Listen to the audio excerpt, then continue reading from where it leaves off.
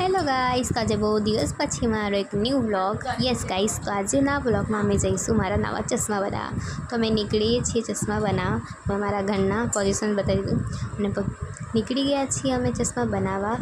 And આ ધ્રુવી આગળ બેઠી છે, મારા પપ્પા ડેડ બાઇક ચલાવે છે એન્ડ મોમ પાછળ છે ને બધાની જેમ હું પાછળ છું. તો યસ ગાઈસ, હાય, કેમ છો? તો અમે આવી ગયા છીએ ચશ્માની શોપ. ત્યાં મેં ચશ્મા લઈ લીધા અને હવે ચોઈસ કરો કે અમે બીજી કઈ જગ્યાએ જઈએ. યસ ગાઈસ, અમે જઈએ છીએ લાલ દરવાજા. તો ત્યાં મારા પપ્પાએ સ્ટેન્ડ કર્યું અને પાર્કિંગ સિક્કો લઈ લીધો. પછી અમે ચાલ્યા સવારી કરવા, મીન્સ ફરારી કરવા લાલ દરવાજાની.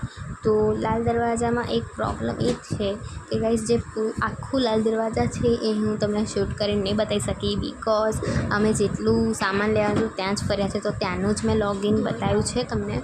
તો સોરી એમના માટે કે તમને હું આખું લાલ દરવાજાની શેર ના કરાવી શકી. અને રાતનો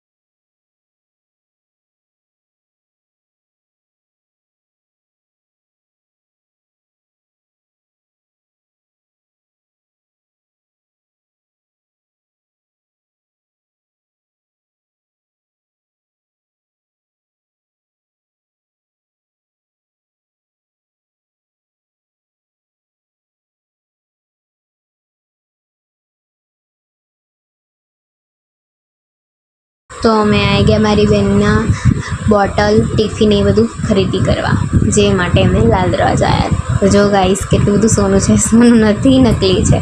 તો ગાઈસ, મારી બહેન અહીંયા શોપિંગ કરી રહી છે, એની સ્કૂલની શોપિંગ, અને હું અહીંયા આખા લાલ દરવાજાનો નજારો શૂટ કરું છું. અહીંયા દુપટ્ટા, અહીંયા નવા કપડાં અને એવું બધું બહુ જ સારું છે ગાઈસ. અહીંયા જોઈને એવું થઈ જાય છે કે હરેક વસ્તુ પર નામ આપણું હોવું જોઈએ.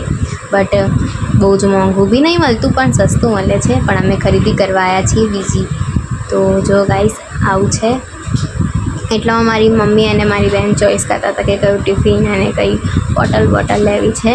તો એટલામાં મેં કેપ્ચર કરી લીધો નજારો અને ફાઇનલી મેં લીધી એક બોટલ. મારે બી જોઈતી હતી. તો પછી અમે ચાલ્યા ગયા.